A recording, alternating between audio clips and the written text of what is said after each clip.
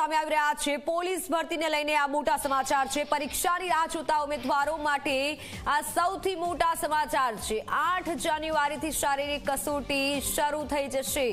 અંદાજે 2 મહિના શારીરિક કસોટી ચાલશે। ભરતી બોર્ડે મેદાન તૈયાર કરવા માટે પણ સૂચના અપાઈ છે।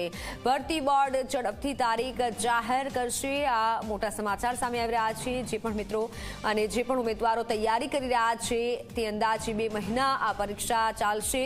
8 જાન્યુઆરીથી શારીરિક કસોટી લેવાઈ શકે છે। ભરતી બોર્ડે મેદાન અને કરવા માટે પણ સૂચના આપી દીધી છે અને ભરતી બોર્ડ દ્વારા ઝડપથી આ કાર્યવાહી કરવામાં આવશે અને કામગીરી કરવામાં આવશે।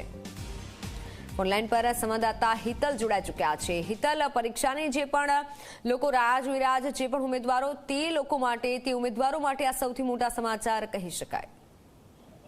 જી ચોક્કસ એવું કહી શકાય કે લાંબા સમયથી રાહ જોતા ઉમેદવારો માટે શારીરિક કસોટી જે છે એ 8 જાન્યુઆરીથી શરૂ થશે એ પ્રકારનો નિર્ણય લેવામાં આવ્યો છે અને સ્વાભાવિક છે કે એટલી મોટી સંખ્યામાં છે કે 2 મહિના જેટલો સમય શારીરિક કસોટીમાંથી પસાર થશે।